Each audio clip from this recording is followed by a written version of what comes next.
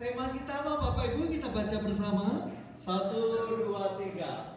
Jangan lampaui apapun. Nah, ada lagu yang GKJ banget. Intinya jangan lampaui aku. Bahasa Jawanya apa ya? Sampun melangkungi. Lagu apa Bapak Ibu GKJ yang mengatakan Gusti sampun melangkungi kula? Apa judulnya? Masa lupa? Apa? Mampir di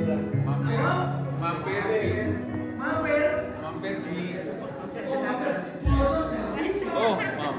Gusti ampun alangkung. Gusti Sampun langkung. Mugi sampun langkung. Kita buktikan. Mau itu dia. Lagunya.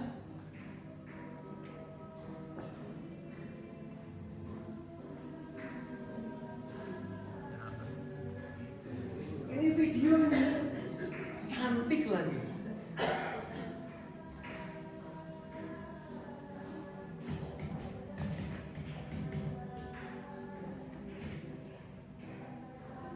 Ini kalau suka perlu diupdate ini. Kalau pas video mesti nggak bisa ditampilkan.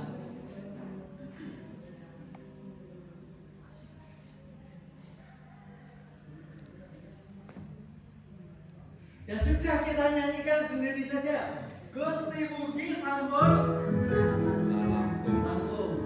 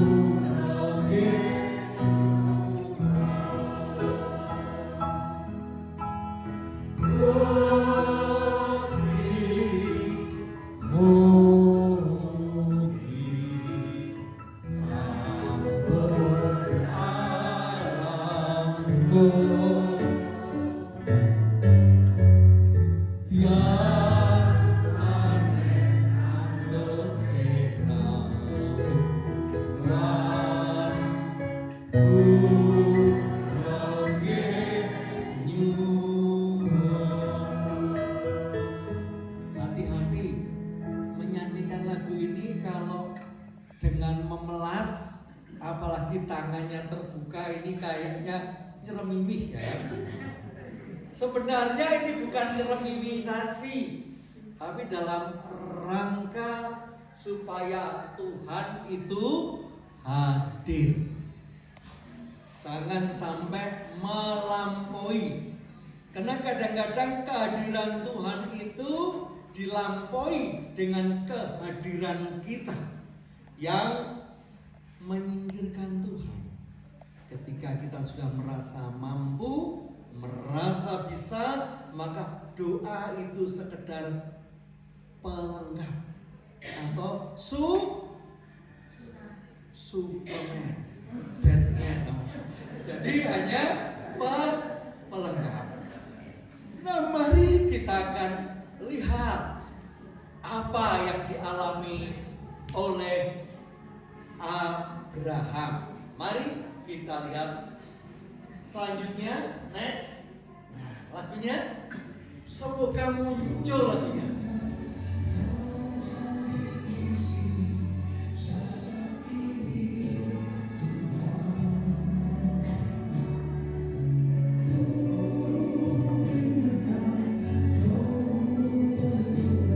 Kelewatan ini nomor 2, yang nomor 1. Oh. Wah. Ini dia. Bentar. Padahal di sini ada nih. Nomor 1 nih Kirabe. Wah.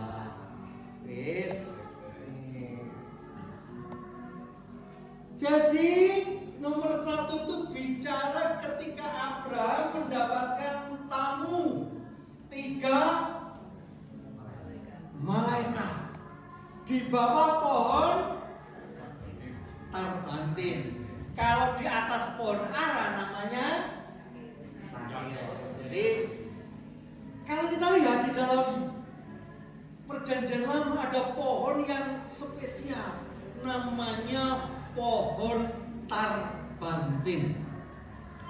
Itu pohon yang selalu melambangkan kebahagiaan. Nah ini ada gitu kok. Wah ini yuk di setel dulu. Harus nomor 1 nggak terakhir. Yuk lagunya.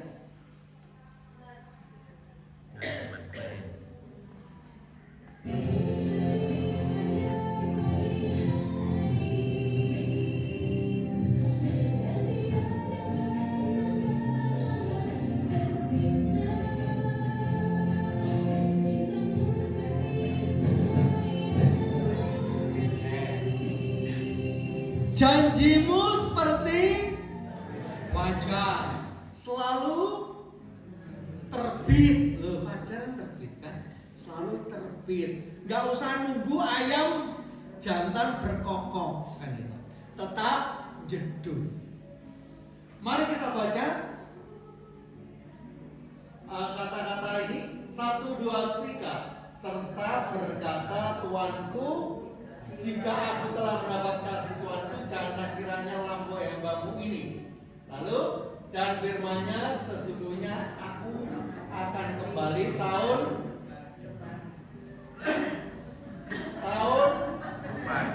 depan akan mendapatkan pada waktu itu Sarah istrimu akan mempunyai seorang anak laki-laki dan Sarah mendengarkan pada pintu kemah. Apa yang dilakukan Sarah ketika mendengar bahwa dia akan dapat keturunan? Tertawa. Maka anaknya disebut SH. Artinya tertawa. Seringkali hadirnya Tuhan itu tidak diyakini. Seperti gambar kirap itu kadang-kadang orang mengatakan, ngapain pakai undo-undo? Bayangkan apa yang terjadi di Cidahu. Apa yang terjadi di Cidahu? Di Sukabumi? Sudah di rumahnya sendiri, retret tidak mengganggu, digeruduk. Ngapain kita bersaksi? Ngapain kita percaya dengan dunia? Apa yang dikatakan itu dengan kenyataan berbeda. Tapi sudah, kita bisa lakukan. Ternyata kita bisa melakukannya bersama masyarakat. Kita nggak bisa namanya gebyah.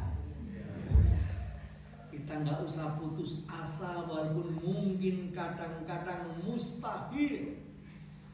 Tetapi seperti yang diterima Abraham dan Sarah, tetap janji Tuhan itu akan muncul.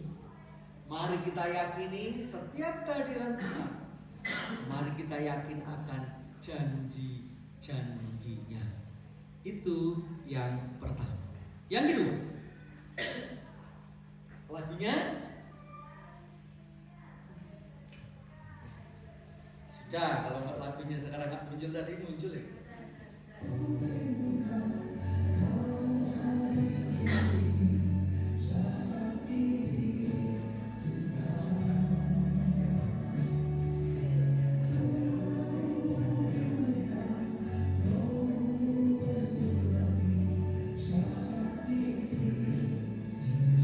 Kita akan baca 1, 2, 3. Mas siapa yang boleh menumpang dalam kemahmu? Siapa yang boleh diam di gunungmu yang kudus? Ini kan sebuah bukti kita ini kepo, knowing everything, particular object. Ingin tahu. Kalau ingin tahu, coba yang jadi tampil, siapa yang jejer saya itu? Itu jabatannya lurah. Namanya Bu Sumbo, Pak Margoyo, bukan Tutang. Wah, susah ini.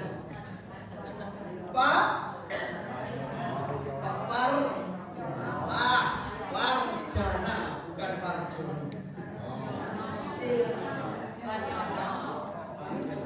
Mengaku dengan saya itu Warjana itu kemarin. Salaman. Saat ini Pak Camat. Benar itu. Warjana, waktu itu.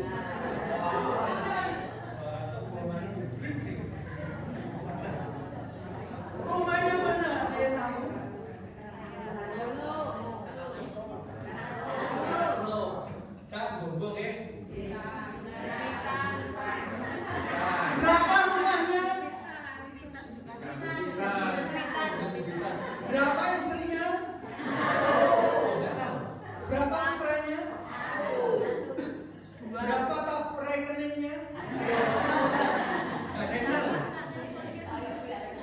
Biasanya Bapak Ibu, kalau kita ingin tahu tuh segalanya kita tahu. Berapa hutangnya, berapa pacarnya, gitu kan? Nah, tapi hari ini mari kita kepoin Tuhan, supaya kita rindu untuk bisa bersama Tuhan. Seringkali kita gak ingin kepo tentang Tuhan sesuai dengan kebutuhan kita, tapi Mazmur mengajarkan, bertanya, apa toh syaratnya bisa bersama Tuhan di dalam rumahnya? Maka semangat itu akan mengajak kita untuk melakukan kehendak Tuhan. Maka ketika kita melakukan kehendak Tuhan, kita nggak akan merasa dilampaui Tuhan. Kita akan bersama-sama dengan Tuhan. Orang yang bersama-sama dengan Tuhan itu nggak akan merasa Tuhan itu tidak adil gara-gara tidak punya kendaraan, tetap punya jalan kaki. Tidak adil dari tampil tidak punya kendaraan ke gereja, ternyata Tuhan menciptakan Pak Subuh. Yang sudah ngampiri dan membawa. Artinya saudara, ketika kita rindu untuk mengerti Tuhan, maka kita akan mendapatkan kekuatan dan jawaban-jawaban bahwa Tuhan tidak pernah terlampaui. Kita akan lihat bagaimana Tuhan akan memberikan banyak jawaban. Tapi seringkali yang hadir itu adalah pikiran kita, pikiran manusia. Yang hadir hanya mengandalkan manusia. Tapi hari ini ketika kita kepo, ketika ingin mengerti apa dan siapa itu Tuhan, maka kita nggak akan merasa terlampaui. Itu yang kedua. Yang ketiga, lagunya nggak usah pakai lagu apa.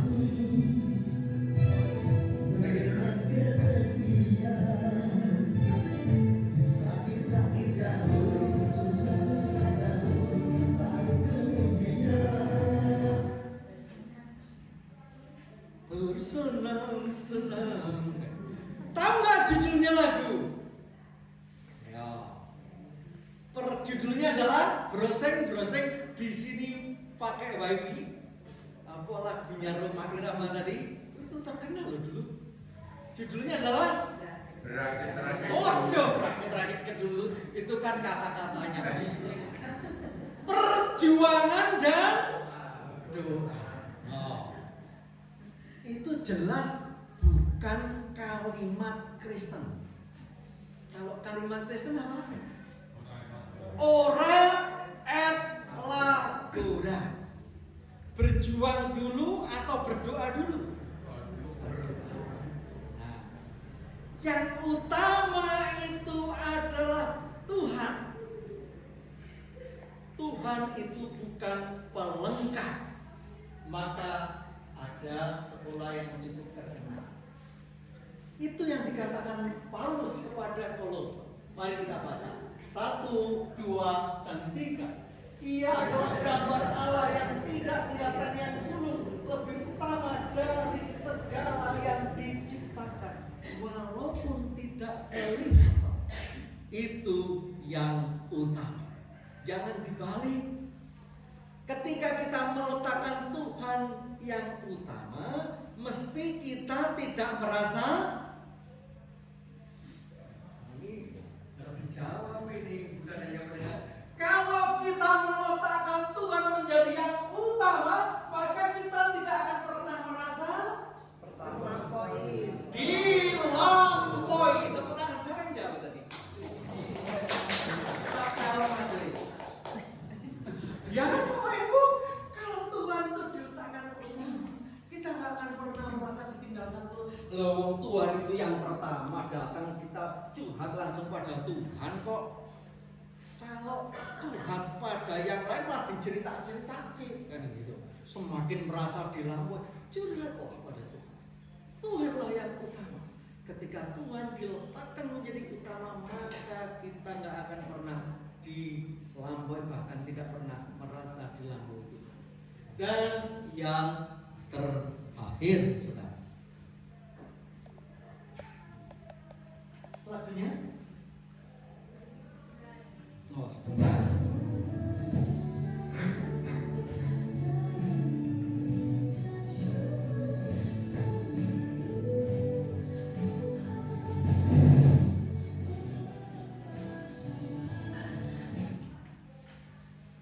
Cerita ini cukup terkenal Bapak Ibu. Mari kita akan baca 1, 2, 3. Tetapi hanya satu saja yang perlu Maria telah memilih bagian yang terbaik yang tidak diambil daripadanya. Gara-gara cerita ini banyak orang tua yang tidak mau memberi nama anaknya Marta. Apalagi dalam bahasa Jawa kalau nggak hati-hati, Martamu. Nah saudara, kita tidak akan gibah tentang Marta, karena apa yang dilakukan Marta itu baik. Bapak Ibu kalau ada persekutuan gitu, jadi ketika sudah mau selesai saya dengar kuning-kuning itu ayam rasanya senang. Masa kalau persekutuan nggak ada snack ya tetap memprihatinkan. Nah, kita berharap ya kan. Tetapi masalahnya bukan Marta itu tidak baik, tetapi dia tidak menyadari menjadi seksi konsumsi itu alkitabiah. Bayangkan kalau semuanya tuh seksi acara, nggak ada seksi konsumsi. Tapi permasalahannya mari kita menyadari setiap apa yang kita kerjakan itu selalu bisa memuliakan Tuhan. Nggak usah merasa paling hebat. Semuanya bersinergi. Mari kita menyadari bahwa apa yang sudah kita rasakan, hidup kita ini harus kita syukuri yang terbaik, supaya kita tidak kehilangan energi, merasa iri, kadang-kadang merasa lebih dibandingkan orang lain. Ketika kita merasa lebih, Tuhan akan melampaui kita, karena kita sudah nggak membutuhkan Tuhan. Memang itu lebih malah justru berbahaya. Kita tidak menghibah-hibah. Jangan Tuhan lampaui, tapi menikmati ketika Tuhan melampaui. Kita punya duit nggak perlu persembahan, ya kan? Coba kalau Tuhan itu datang, oh iya kelingan persembahan. Kalau enggak kan malah tenang kita, nggak usah persembahan, nggak ada usah bangun gereja, karena kita malah dada sama Tuhan. Jadi jangan bayangkan kalau melampaui, Tuhan melampaui kita ini langsung susah. Ada yang senang, dan itu lebih berbahaya. Tetapi ketika nggak punya apa-apa, kita ketakutan ditinggalkan, Tuhan masih mending. Tetapi dua-duanya tidak baik. Di dalam keadaan apapun, baik di dalam kelebihan maupun kekurangan, mari jangan sampai Tuhan melampaui kita. Atau jangan sampai kita menyuruh Tuhan melampaui kita. Karena ada kenyataan di dalam kehidupan kita. Mari saudara, kita menjadi anak-anak Tuhan yang selalu bersama Tuhan. Tidak dilampaui Tuhan, tapi juga tidak melampaui Tuhan. Nekat lagi nih. Tetapi firman Tuhan hari ini semakin menjadikan kita berkenan bagi Tuhan. Amin. Saat teduh bagi kita.